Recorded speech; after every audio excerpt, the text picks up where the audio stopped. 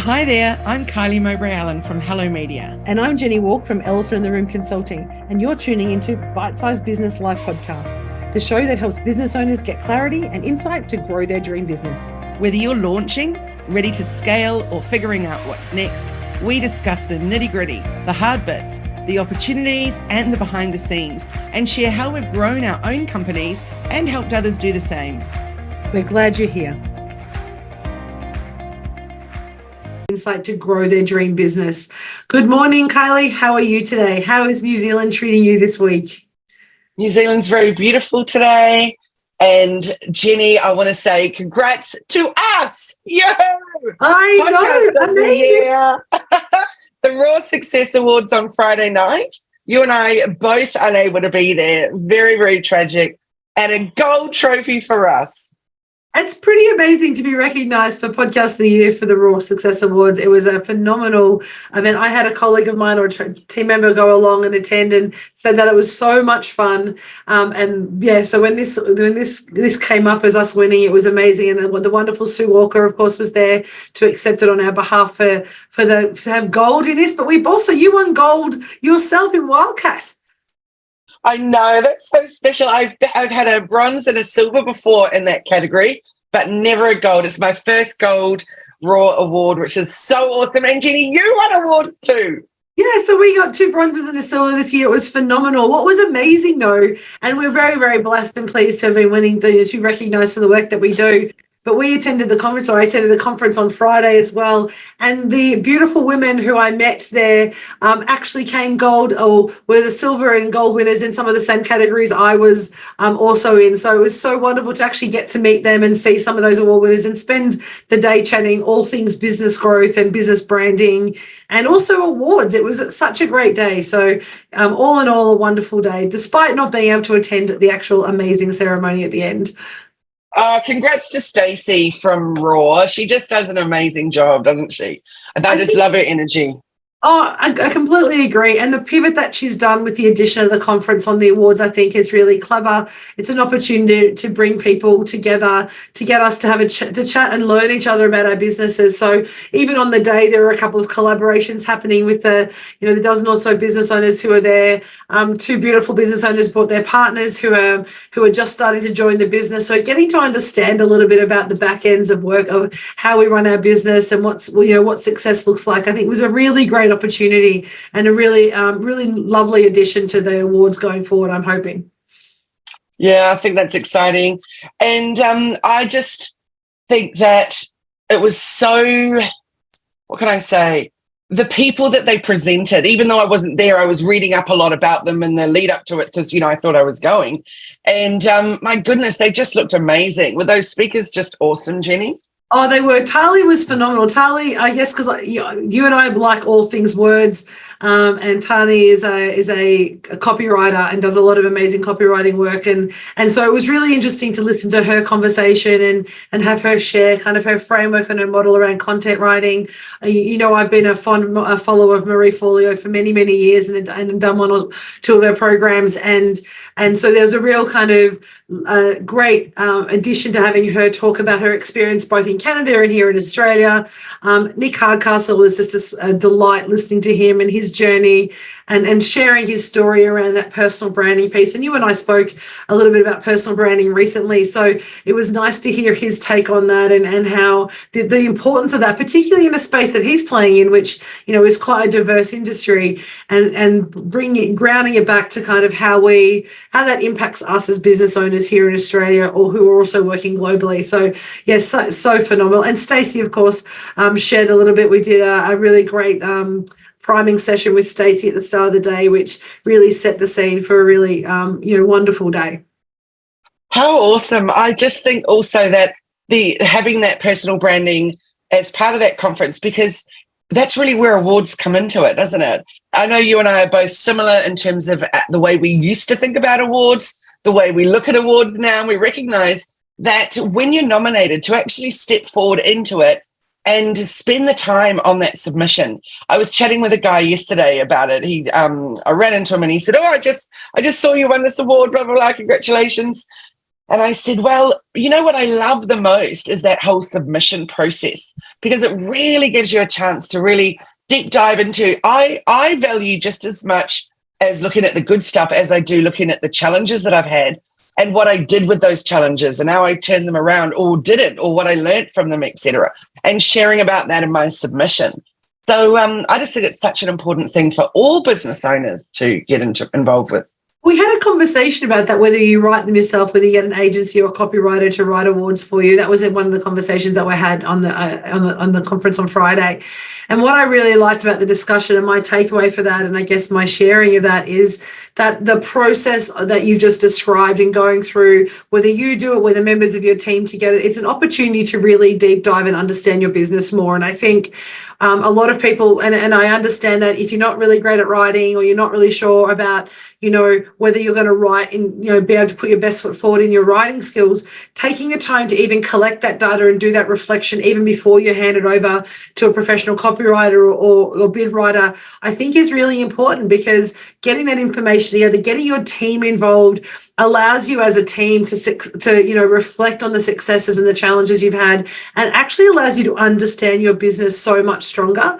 And in doing so, it means that you can make sure that your value proposition is aligned, you can make sure your pricing is aligned, you can make sure your branding is on point, and all those conversations that fall out of something as simple as the Raw Success Awards nominations means that you have a better understanding of your business. Now, whether you choose to write your actual submission or not, that process of collecting that data to start with and having that engagement with your team, I think is something that every team should do at least once a year. And as I said, so even if you don't want to actually go in and write yourself, or even submit an application at the end for the awards, do the process of the award process, because it really allows you to reflect and reignite some engagement in your business, I think. Yeah, I couldn't agree more. There's a few awards coming up at the moment that you need to get your submissions in. I can't remember if it's any nominations yet or your submissions yet, but there's a couple out there, and it's definitely worth looking into and getting into it, because what a game changer. And for you as an award winner, and for me as an award winner, and our podcast as an award winner, what a difference it makes, even just being able to put that lovely badge on it, or, on your signature on your emails or something. It just adds a little extra something. Yeah, no, I completely agree. I think from a branding perspective, but even just to, if you're working in a space like you and I are doing, where thought leadership and what we're doing is, how we actually show up in the world is critical to not only our brand, but our success. Being part of awards and being recognised, whether you're first, second or third in the award, or get in that process. And particularly, Women Changing the World Awards, which had 3,000 plus nominations, in any of those, to become a finalist in any of those awards demonstrates that you're sitting up there, amongst some of the best in the world. And that's what your clients are looking for, right? They're looking to work with people who have innovation, understanding, adapt to the market, but also are world class in their field. So definitely awards allow you to recognize to that space. And in fact, it aligns to the conversation we're having today, which is around our business vision. And I'm mindful of time, and we could talk about awards all day, but I really am excited about this topic, because when we're talking about, how we show up as a business, it comes down to our business vision. And those who've been to my website know that I say clarity is the answer to everything. And that really does start with a business vision. I couldn't agree more. And I really agree with you that the awards piece does make such a big difference to looking at your business vision and where you're headed. But chat with me a little bit, Jenni, about how when you first start working with a brand new client, how do you approach the business vision with them? Because so often I find that people don't have clarity around what it is they do and what it is they're offering. No, I completely agree. And I think the key piece of this when we're talking about it is understanding that your business vision is everyone needs to start with a clear vision, and every successful business really has started with a clear vision of what they're trying to achieve. So that might be their clarity of purpose, their long-term goals, importantly, their values. But the idea of a vision is really around to ground the organization, to inspire and motivate your employees, to attract your customers, but also it's a differentiation. It allows you to actually be really clear about where you stand in the market and how you're showing up. So having that to start with and starting with a very clear purpose about what you're doing allows you to drive your decisions and your behaviors. And fundamentally, I look at a vision, whether it's vision or mission, and I know they're interchangeable, we won't go into that today, but when we have that really clear, robust vision, it allows us to say, are the actions that we're taking, is the work that we're doing, are the clients we're attracting, is it moving us towards that vision? Is it actually enabling us to achieve that vision? Or are these things that I'm playing with actually pulling me away from? So you often hear it talked to about as your compass or your North Star. And really what it's saying is everything you do, behaviors, actions, the work you get, the clients you have, really should be moving you towards that vision. So I use it as a bit of a decision-making tool. And it's a really great way if you have lots of opportunities or you're unsure about opportunities to decide, should I do it or not? Well, if it aligns with your vision and your values and your purpose, then the answer should be yes. And then the question is, how do we do it, right? But so I use it very much as a decision-making tool, because really a vision is around shaping your business strategy, right? You've got clear goals. You've got a clear understanding of what you're trying to achieve. So then it allows you to say, do I have the right resources? Do I have the right tools and technology? Do I have the right systems in place to enable me to do that? So the vision is almost an enabler for your business strategy. And what's so tricky is that your systems and your tools are going to be evolving all the time. Because 4 years ago, I was teaching masterclasses in ManyChat, for example, so AI, but not a lot of people knew about it. Then we would show how you could create this incredible flow, and people were like, whoa, now AI is just in everybody's everyday language. Yeah, so making sure that we're evolving with that. It's such an important thing, and we don't think it. And I know people are scared of change, and change means uncertainty. And oh my gosh, if I change it, will I throw the baby out with the bathwater? Will it not work? But adaptability and innovation matter in business. And I think if we just think about that, don't think about change, don't think about kind of reinventing the wheel, but you need to be adaptable and you need to be innovative in your business, because it allows you to respond to the market. And that is a cornerstone. It is a key element of any core business, any successful business, is being able to pivot and adapt. As you did, when COVID hit, we've talked about it many times, you went from face-to-face coaching, not all the time, but a large portion of business was that face-to-face coaching, and you pivoted to be an online business. You needed to survive and thrive during the COVID period, where we weren't able to see our clients face-to-face, and we were trying to still support businesses reach their goals and get clarity of purpose through that time, right? So when you're adaptable and innovative in your business, and your vision has to replicate that as well. So looking at market changes, is your vision still aligned with what the market wants, and your purpose? Is it still allowing you to kind of enabling you to do those things? Has technology changed the way your purpose as a business, or the way that you deliver your business? Do your customers even want you anymore, right?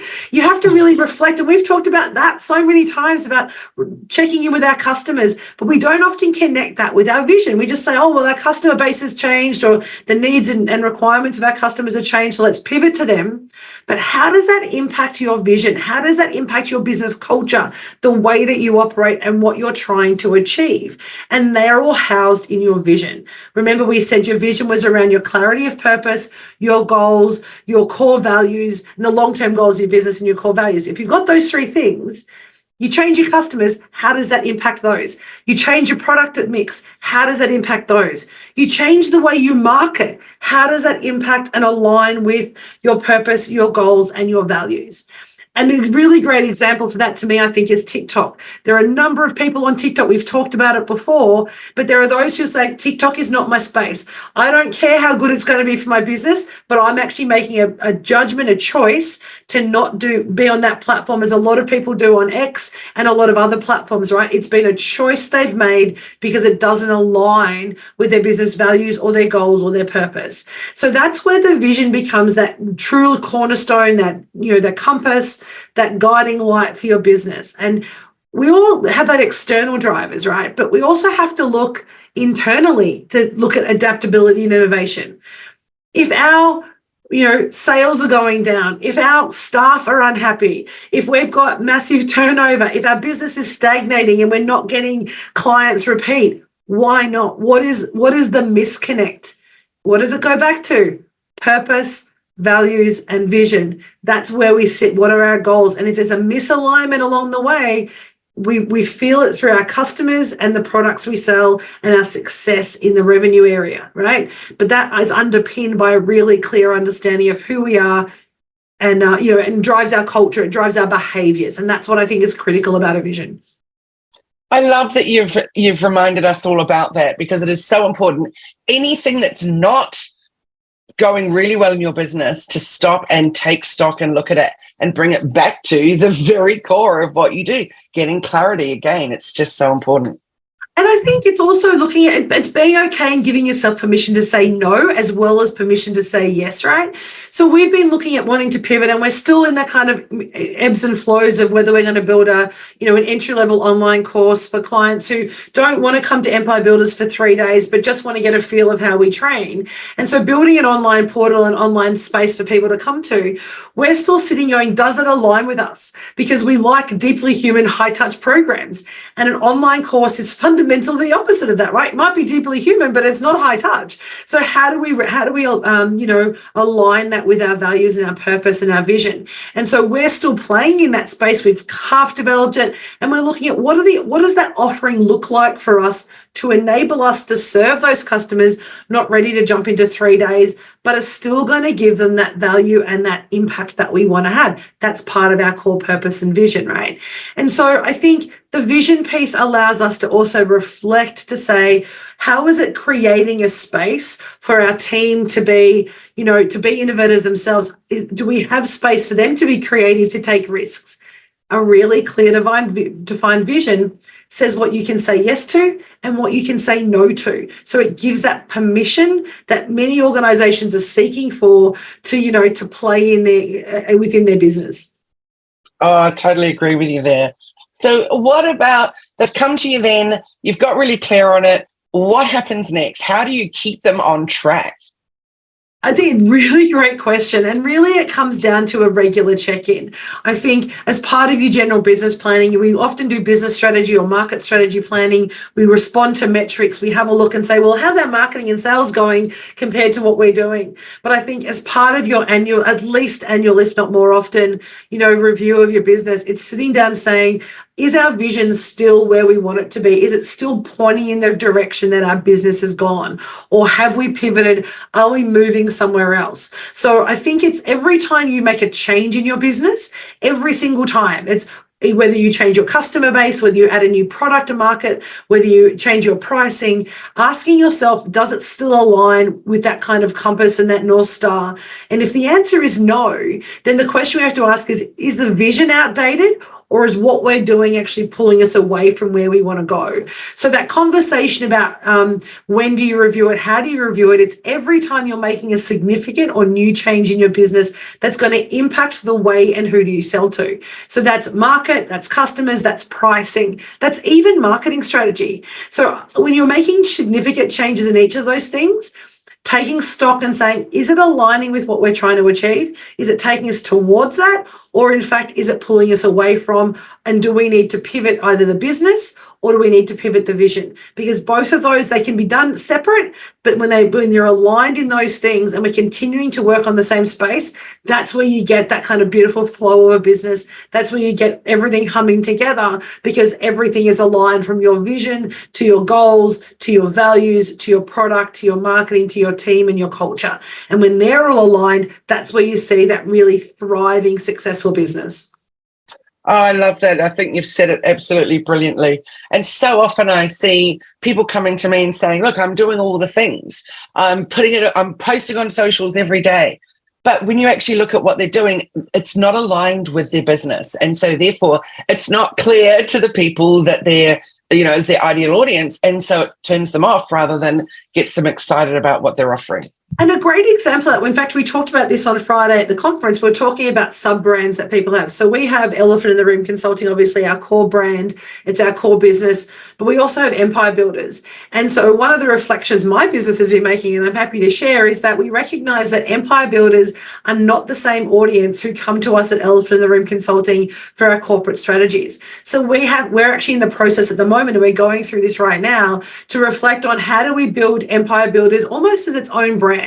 It's always going to sit as a sub business to Elephant in the Room, which is the corporate and the company. But how do we build Empire Builders with its own kind of soul, its own vision, its own mission? Because it's slightly different to what we're trying to achieve in our corporate space.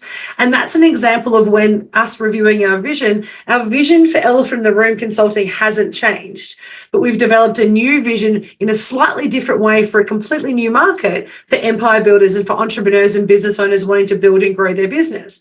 And so that's different to, a multinational wanting to develop into Indigenous engagement strategies and corporate strategies and culture and team building and leadership. It's a different market. So it's an example of where it can come out of, without even realizing it, you develop something that's successful and it pulls you towards creating a new brand for your business or a sub-brand. So you have to start thinking about how does that impact. So I think it's so critical to be doing it to regularly, because then, to your point, your customers then know who you are. They'll go to Empire Builders on Instagram and they'll be able to find and see stuff that resonates with them and not be muddled with this corporate conversation at the same time as entrepreneurs, right? And that's what we've reflected on the last 6 months, is we've started to realize that we're trying to serve two markets with a single Instagram or single social posts, and that's not going to work for us. So there's an example of how we do that. We have to be adaptable. We have to look at different ways to meet our clients,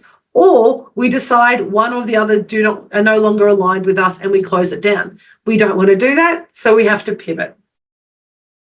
Just so well said. And I think it's the same for many, Jenny, where you start doing one thing, but there's your passion project is Empire Builders, for example, but then figuring out if they're not the same audience. So I look forward to seeing all that evolve for you. That's super exciting. And so, Kylie, I'd be really keen in terms of the vision you're doing. You made that giant pivot, or not giant, but you made the pivot to go fully online. How did that impact your vision a couple of years ago for your business? Did that take you time to reflect to see how you're delivering and the way that you kind of structure your business? Yes, but luckily, I was incredibly fortunate at the time that everybody realized that they needed to be online. And so I feel like it was less of a hard sell. So I also put a lot of free stuff out there to people to come and try it out, which worked really well for me. But I think prior to that, getting people to, and I'm not talking all people, just some, but getting people to understand the value of a really great website, getting people to understand the value of really strong socials and really, really strong branding, for example. There's a lot of people that just couldn't see the value. They're just tickety-booing along in their business, making their money, and they're happy. But then all of a sudden to realize through that pandemic, if I don't actually have it online, what have I got right now? Yeah. So that was a gold turning point for me to be able to really step in at that moment, which was a great thing. And what I love, and I guess my final point when we're talking about this, and this is what you did so beautifully in that pivot, and also with some of the new products that you're developing, is you've maintained consistency in the business, right? It's not throwing the baby out of the bathwater. It's not going, oh my God, the vision and the values don't align, let's start again. It's actually saying, how is what we're doing continuing to support that, but how may it need to evolve? And the simple value for you was that spending face-to-face time over Zoom had greater value to you, your family, and your business and your clients than you having to spend half the time traveling, right? And so that aligned with your core values, your need to be with your family, but it didn't change. You didn't throw out your branding. You didn't create a whole new thing. You just recognized that this pivot actually really aligned well with the core values of your business. So that consistency is still critical. It's not about saying every time we adapt and change, we actually then completely rewrite our vision or completely rewrite our values or goals. It's simply saying we just need to be mindful that what we're doing may impact that vision, may impact our goals, but is it still going to be aligned with our ethos and the way that we work? And for you, that was a really beautiful example of that consistency, because as you said, nothing really changed. It was just the delivery methodology that changed. So then the shift was educating the market about why that's valuable also for them. And it's very, very interesting talking to some of the companies that I've presented for years. And initially it was just in person. And then, of course, they too had to pivot. And it's so interesting now seeing when they put things out in person and they put things out online, both of them are still getting really good, solid signups. So people haven't gone back to saying, I only want to do in person now. But they also haven't said, I only want to do online now. So it's a really nice hybrid if you can offer it and have a bit of both. Yeah, and that's what I find we do. I mean, our coaching clients, a lot of our coaching clients are online in this, and we do Zoom calls, but the majority of our consulting is face-to-face. But we've also delivered some consulting work through, Zoom workshops and hybrid workshops in that way as well, because, again, we had to pivot and learn how to deliver that. So I think and you taught us a lot of that way back when we very first met, 2019, around that engagement and that importance of having that consistency in your branding and consistency of your engagement, which really did align with how we wanted to show up. So good.